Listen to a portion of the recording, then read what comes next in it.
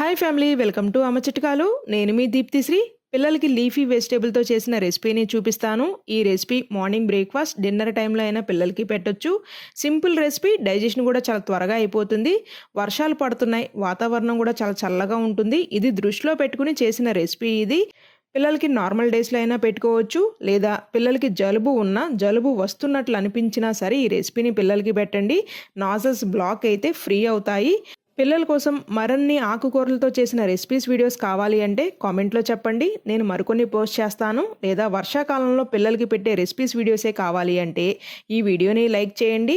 ఈ recipe 8th month babies దగ్గర నుండి 2.5 years పిల్లల వరకు పెట్టుకోవచ్చు. ఫస్ట్ టైం ఛానల్ని విజిట్ చేస్తే ఇంకా సబ్స్క్రైబ్ చేసుకోకపోయినా దయచేసి ఛానల్ని సబ్స్క్రైబ్ చేసుకోండి.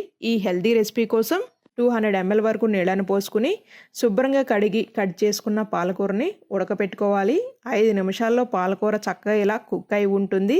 దీన్ని చల్లారనిచ్చి జారులో వేసుకుని 3 వెల్లుల్లి రెబ్బలు, 5 నుండి 6 మిరియాలు, 5 జీడిపప్పు బద్దలు, 1/4 టేబుల్ స్పూన్ జీరా, నువ్వులు పేస్ట్ లాగా గ్రైండ్ అవ్వటానికి కొద్దిగా నీళ్ళను పోసుకుని గ్రైండ్ చేసుకుని పక్కన పెట్టుకుందాం.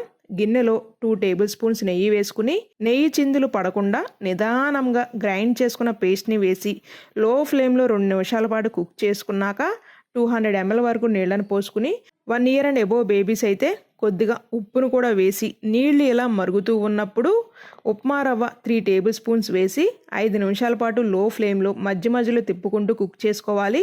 ఈ ఉప్మా రవ్వ ప్లేస్లో మీరు ఉగ్గుపిండి, ఓట్స్, అటుకులైనా వేసుకుని కుక్ చేసుకోవచ్చు. అప్పుడు మీరు నీళ్ల కొలత అనేది కొద్దిగా ఎక్కువ తీసుకోవాల్సి వస్తుంది.